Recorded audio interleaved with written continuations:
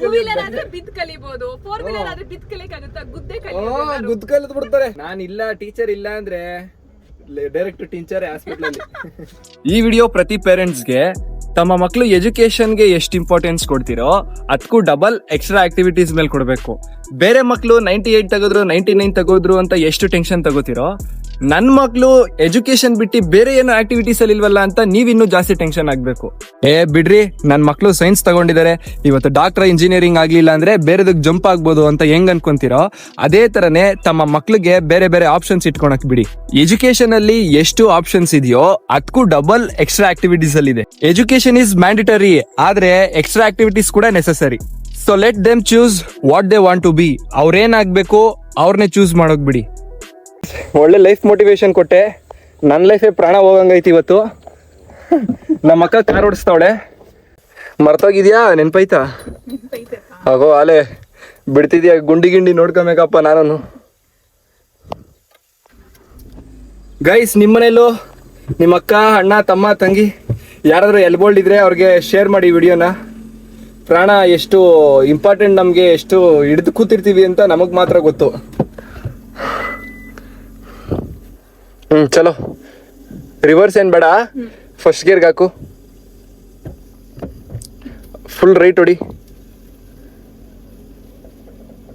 ಈಗ ಸ್ವಲ್ಪ ಕ್ಲಚ್ ನಿಧಾನಕ್ಕೆ ಬಿಡುತ್ತೆ. ಎಕ್ಸ್ಲೇಟರ್ ಮೇಲೆ ಕಾಲು ಕೊಡು, ಎಕ್ಸ್ಲೇಟರ್ ಕೊಡು.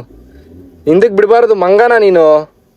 ಅಯ್ಯ ನಿನ್ನ, ಎಕ್ಸ್ಲೇಟರ್ ಕೊಡು, ಕ್ಲಚ್ ಬಿಡು.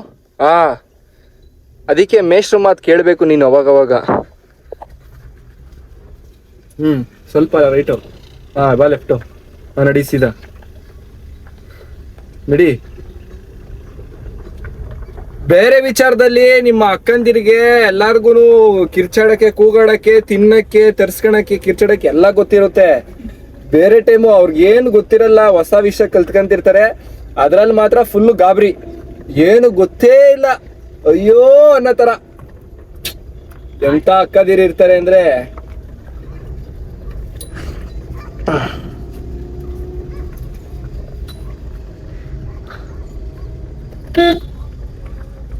ಬಾ ಲೆಫ್ಟು, ನಡಿ. ಎಕ್ಸೈಟರ್ ಕೊಡು ಲೈಟಾಗಿ. ಸೆಕೆಂಡ್ ಗೇರ್ಗೆ ಹಾಕು, ಸ್ವಲ್ಪ ಸ್ಪೀಡ್ ಮಾಡಿ ಸೆಕೆಂಡ್ ಗೇರ್ಗೆ ಹಾಕು.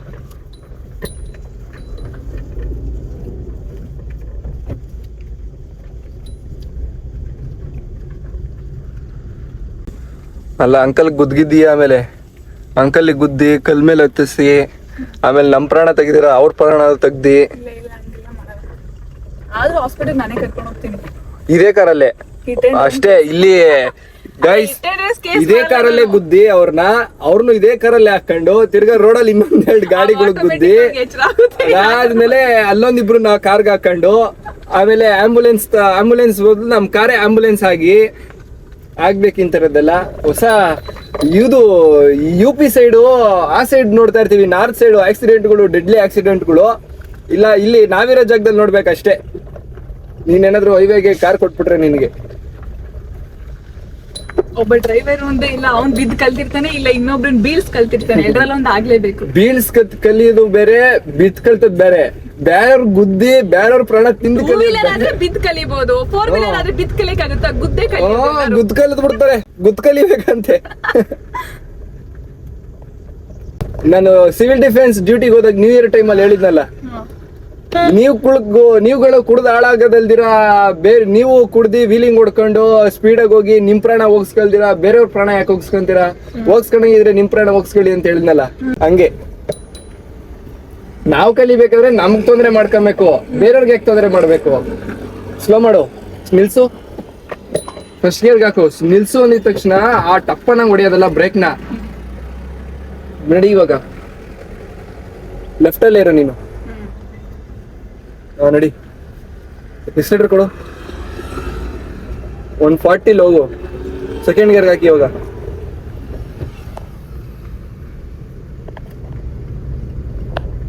ಸ್ಲೋ ಆದ್ಮೇಲೆ ಗೇರ್ ಮೈನಸ್ ಇದ್ ಮಾಡ್ಕೊಬೇಕು, ಸ್ಪೀಡ್ ಆಗ್ತಾ ಗೇರ್ ಪ್ಲಸ್ ಮಾಡ್ಕೊಬೇಕು.